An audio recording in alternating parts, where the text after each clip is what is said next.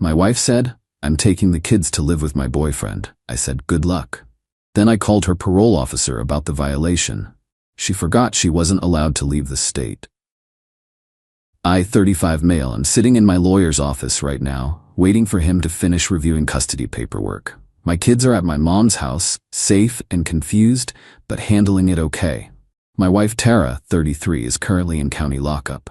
Let me explain how we got here. 2 days ago, Thursday evening, I came home from work to find suitcases in the hallway. Not mine, my kids' stuff. Their favorite toys, clothes, even their tablets packed up.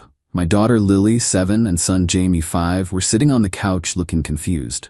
Tara walked out of our bedroom with another suitcase. Didn't even look at me.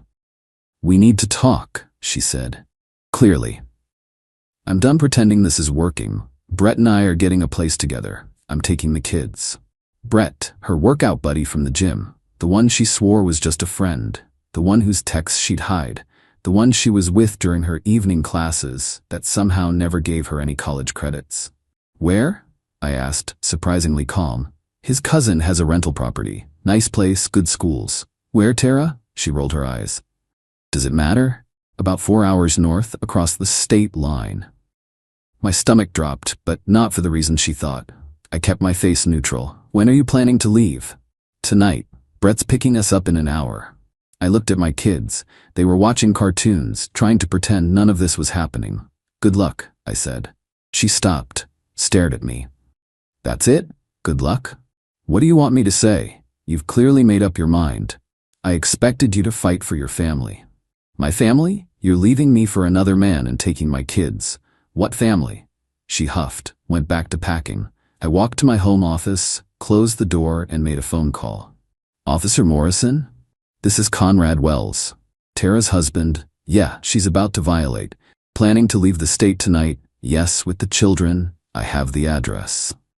See, here's what Tara forgot in her excitement about her new life.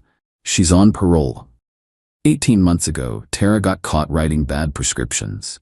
She was working as a dental assistant and thought she was smarter than everyone else. Forged scripts for painkillers, sold them to friends.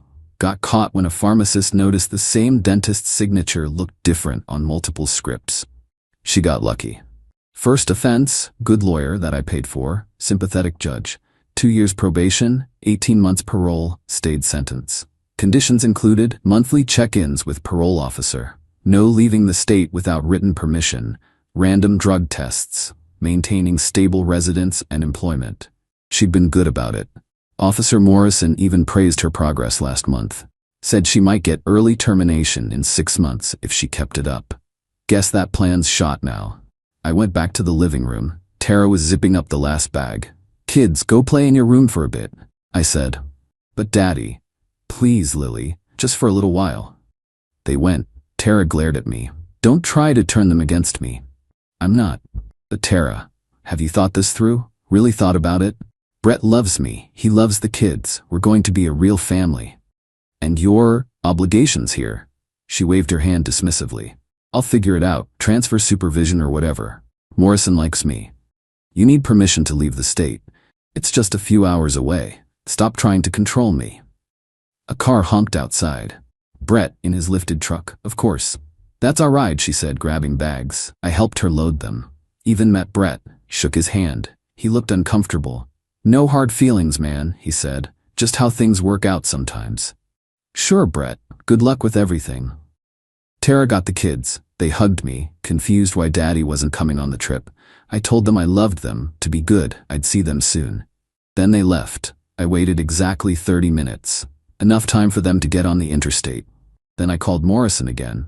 "They just left? Black Ford F-150, license plate I texted you. Said they're heading to a place about 4 hours north, across state lines." "You did the right thing, Conrad. This is a clear violation. I'll handle it." I poured myself a drink and waited. The call came at 11:47 p.m. "Morrison. Conrad, we have her in custody. Stopped them about 45 minutes from the border. She's being processed now." "The kids?"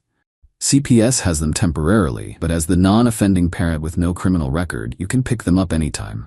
"And Brett?" "Released. No warrants, no violations, just wrong place, wrong time." Though he seemed pretty shocked to learn about her parole status. I'll bet he was. Drove to get my kids at midnight. They were scared, confused, tired. The CPS worker was kind, explained Mommy had to go with the police, but Daddy was here now. In the car, Lily asked, "Why did the police take Mommy?" "She broke some rules, sweetheart. Important rules." "Is she in trouble?" "Yes." "Big trouble?" "Pretty big." Jamie fell asleep in his car seat. Lily stared out the window. "Daddy, are you sad?" Was I? Relieved, maybe. Disappointed, angry, but sad? "A little bit, baby, but we're going to be okay." "Brett was weird," she said quietly. "He said we couldn't call you Daddy anymore, said he was going to be our new dad." And there it was, the rage I'd been pushing down, but I kept my voice level. "No one will ever replace me as your dad, Lily. Ever." "Good. I don't like Brett." "Smart kid." Now I'm here, waiting for my lawyer to draft emergency custody papers. Tara's in jail awaiting her parole violation hearing. She's looking at serving the rest of her original sentence, 18 months. Maybe more with the new charges: attempted custodial interference, child endangerment for trying to take them during commission of a crime. Her one phone call? Not to me. To her mom, who then called me screaming about how I set her up and ruined her life. No, she ruined her own life when she decided the rules didn't apply to her. Again. Update 1. The entitlement has reached astronomical levels. Tara's been in jail for a week. Her parole violation hearing was yesterday. But before I get to that circus, let me tell you what's been happening. First, Brett. Poor stupid Brett. He showed up at my house the day after Tara's arrest. Not aggressive, just pathetic. "Bro, I had no idea she was on parole." "Really? Dating a woman for months and she never mentioned her criminal record?" "She said she had some legal trouble, but it was sorted. I thought maybe like a DUI or something." "Prescription fraud. Felony. She was selling pills." His face went white. "She told me it was a misunderstanding with her old boss." "Brett, can I ask you something? Did she tell you we were separated?" He looked at his feet. "Said you were getting divorced, that you were emotionally abusive, that you controlled all the money. We've never filed for separation, never discussed divorce until she announced she was leaving, and I control the money because she's a felon who committed fraud." Jesus Christ. "How long?" "What? How long have you been sleeping with my wife?" "About 4 months. 4 months. While I was driving her to parole meetings, while I was supporting her through recovery, while I was raising our kids and keeping our family together. Brett, I'm going to give you some free advice. Run. Run far and fast. Don't look back." He left. Haven't seen him since. Now the hearing, Tara's public defender, she couldn't afford her lawyer anymore, tried to paint this as a misunderstanding. Said Tara thought she had permission to travel for family emergencies. The prosecutor shut that down quick. No emergency was documented. No permission was requested. She was leaving permanently, not visiting. She involved minor children in the commission of her violation. Officer Morrison testified. Professional, factual. Explained how I'd called to report the violation, how they'd tracked the vehicle, how Tara became combative during the stop. Oh yeah, didn't mention that part. Tara didn't go quietly. Started screaming about her rights. Tried to prevent the officers from taking the kids. Even shoved Morrison. Added resisting arrest and assault on a peace officer to her charges. But the best part was when Tara testified. Her story changed 3 times. 1, first, she didn't know she couldn't leave the state. 2, then, she thought she had verbal permission. 3, finally she claimed I tricked her into leaving Horth. The judge stopped her. "Mrs. Wells, are you suggesting your husband forced you to leave the state with your boyfriend?" "He manipulated the situation. He knew I wanted to leave and didn't stop me." "Did he encourage you to leave?" "No, but did he help you pack?"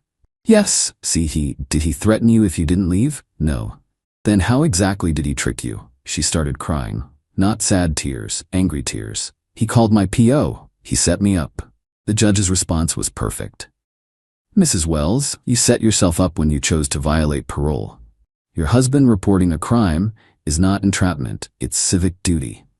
The result? Parole revoked, must serve remainder of original sentence, 18 months, additional 6 months for resisting an assault. Will be evaluated for custodial interference charges. 2 years.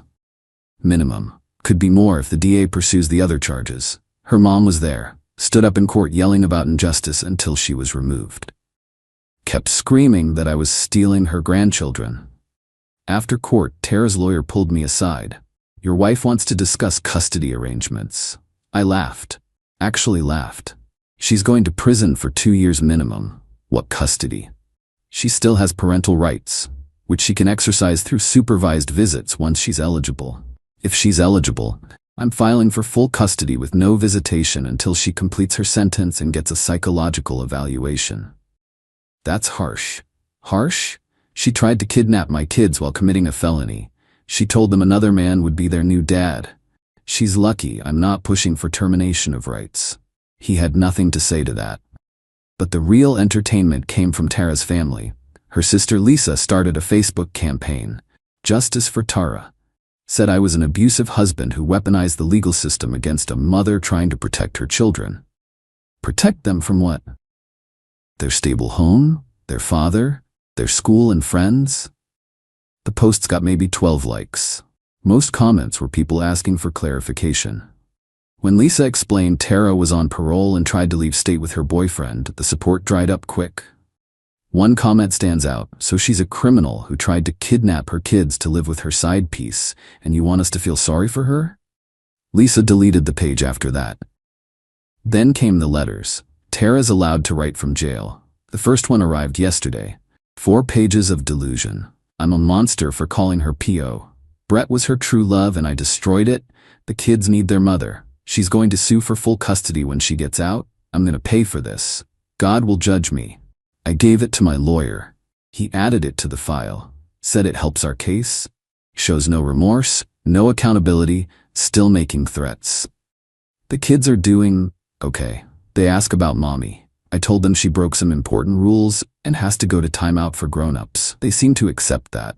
Kids are resilient. Lily did ask, is it a long timeout? Pretty long, baby. Did she do something really bad? She made some bad choices. Like when she was taking those pills?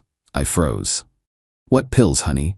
The ones she kept in her jewelry box. She said they were special vitamins, but I couldn't tell you. My 7-year-old knew. And Tara made her keep secrets from me. That's when I decided, supervised visits only. Forever. A mother who makes her child keep secrets about drugs doesn't get unsupervised access. Called my lawyer immediately. He said to get Lily to a child psychologist ASAP to document this. Another nail in Tara's custody coffin. Meanwhile, I'm juggling work, kids, and legal meetings. My mom's been a godsend, helping with school runs and dinners. My boss has been understanding about the time off I've needed. Life's actually calmer. No more walking on eggshells. No more wondering where Tara really is. No more pretending everything's fine for the kids. Sure, single parenting is hard, but it's easier than co-parenting with a criminal narcissist. Next update will probably be after the custody hearing. Lawyer says it's a slam dunk given the circumstances, but you never know. One thing I do know, Tara thought she could just take my kids and start a new life. Instead, she's starting a new life in a 6x8 cell. Play stupid games. Win stupid prizes. Update 2, I thought the crazy would die down with Tara locked up. I was wrong. So wrong. First, the custody hearing. Slam dunk doesn't even describe it. My lawyer walked in with police reports from the arrest, Tara's parole violation records, Lisa's Facebook posts, thanks for documenting the crazy sis, Lily's therapy records about the secret pills, character references from teachers, neighbors, my employer, Tara's jail letters threatening me. Tara appeared via video link in an orange jumpsuit. She'd gotten her mom to hire a new lawyer, some ambulance chaser who thought he could paint me as the villain. His argument? I orchestrated her imprisonment to steal the children.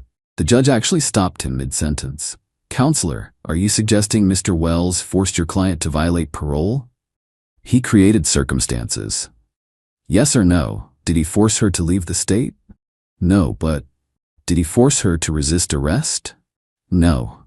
Then what exactly is your argument? The lawyer fumbled about emotional manipulation and parental alienation. Meanwhile, Tara was getting agitated on screen, whispering frantically to someone off camera. Then she exploded, started yelling at the judge about how the system protects abusers and she had to save her babies. The court officer had to mute her. The judge's ruling, full legal and physical custody to me. Tara gets supervised visitation only after completing her full sentence, parenting classes, psychological evaluation, drug and alcohol assessment, No overnight visits for minimum 1 year post-release. She pays child support from prison wages, about $40 per month. Tara lost it.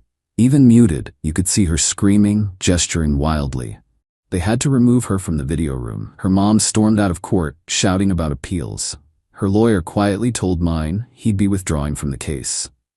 But here's where it gets really interesting. Remember Brett? Turns out he wasn't just some random gym bro. He was married. Married. His wife Valerie showed up at my door last week with a box of stuff. "I think these belong to your wife," she said.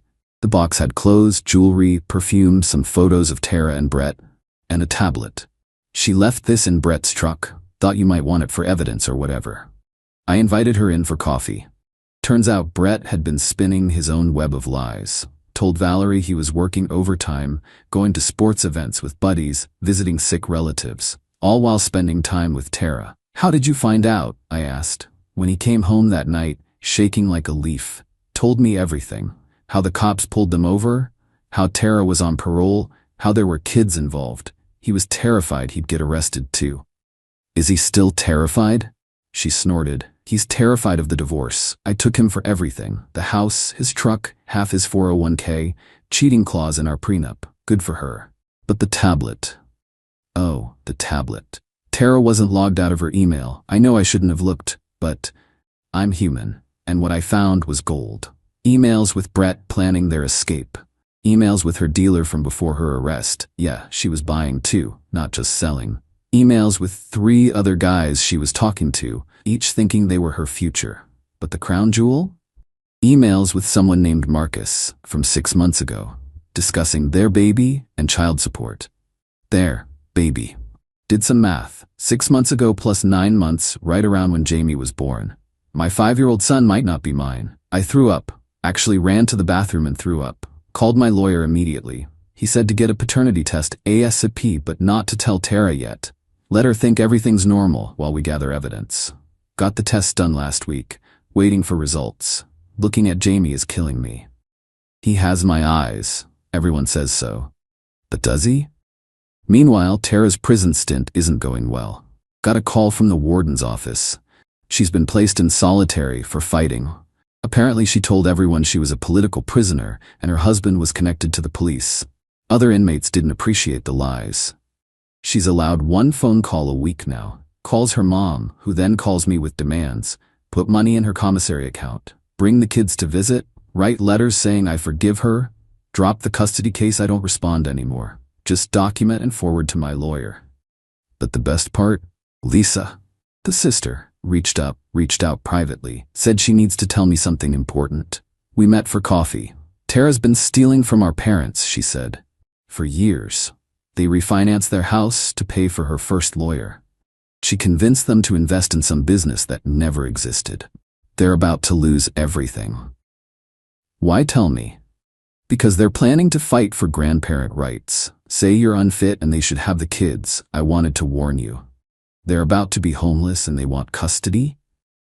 They're delusional. Tara learned it somewhere. I thanked her for the heads up, added it to my lawyer's pile. Then yesterday, the DNA results came. Jamie is mine. The relief nearly knocked me over. He's mine, my son. But it doesn't erase the fact that Tara was cheating our entire marriage. Who knows how many others there were. The final straw came this morning. Letter from Tara. Not to me, to the kids. My lawyer had instructed all mail goes through him first. She'd written, "My babies, Daddy is keeping us apart because he's mean.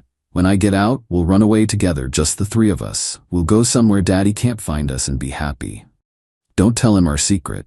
A imprisoned woman trying to convince my children to run away with her." That's it. We're filing for termination of parental rights. Attempted parental alienation, threatening kidnapping, psychological manipulation of minors. My lawyer says with this letter, we have a real shot. Tara wanted to take my kids and live with her boyfriend 4 hours away. Instead, she's living in a concrete box 23 hours a day, losing her kids forever, while her boyfriend's ex-wife drives his former truck and lives in his former house. Her parents are facing bankruptcy. Her sister won't speak to her. Her kids are in therapy. Her husband is done. Her freedom is gone. All because she thought she was above the law. Thought she could just take what she wanted. Thought there'd be no consequences. Turns out consequences don't care about what you think you deserve. Final update. This is the last update because the legal saga is finally over, and honestly, I need to close this chapter of my life. The termination of parental rights hearing was last month. Tara appeared via video again, this time with a different lawyer, a court-appointed one, since she'd burned through her money and her parents' money. The evidence was overwhelming. The letter telling the kids to run away with her, multiple disciplinary actions in prison, 5 fights, 2 contraband incidents, failed psychological evaluation, diagnosed with narcissistic personality disorder and antisocial traits, refusal to complete required parenting classes, continued threats against me in recorded jail calls. But what sealed it was her testimony. Her lawyer advised her to show remorse, take responsibility, promise to do better. Instead, she went on a rant about how I stole her children, how the system is corrupt, how Brett was her soulmate. Brett, who hasn't contacted her once since arrest. How she'll never stop fighting for her kids. How when she gets out, she'll make sure justice is served. The judge asked her one simple question. Mrs. Wells, do you take any responsibility for your current situation? Her response, I'm a victim of circumstance and a vindictive ex-husband. The judge terminated her rights. Complete severance. She's no longer their legal mother. Tara screamed so loud, they had to remove her from the video room again. Her mom fainted in court. Her dad walked out without a word. But here's the twist nobody saw coming. 2 weeks after the hearing, I get a call from the prison. Tara's in the hospital. She'd been hiding a pregnancy almost 5 months along. The fighting and stress triggered complications. Brett's? Nope. Remember those other guys she was emailing? One of them was a guard at the jail. Yeah, that kind of situation. The guard's been arrested. Tara's under investigation for her part. Was it consensual or coerced? The baby will go straight to foster care when born. Her parents, facing foreclosure, wanted me to take the baby. It's your children's sibling. No, just no. I'm not raising my ex-wife's prison affair baby. Lisa, the sister, texted me when she heard, I'm done, completely done, she's dead to me. Then she blocked everyone and moved across the country. Meanwhile, life has actually been good. Kids are thriving in therapy and school.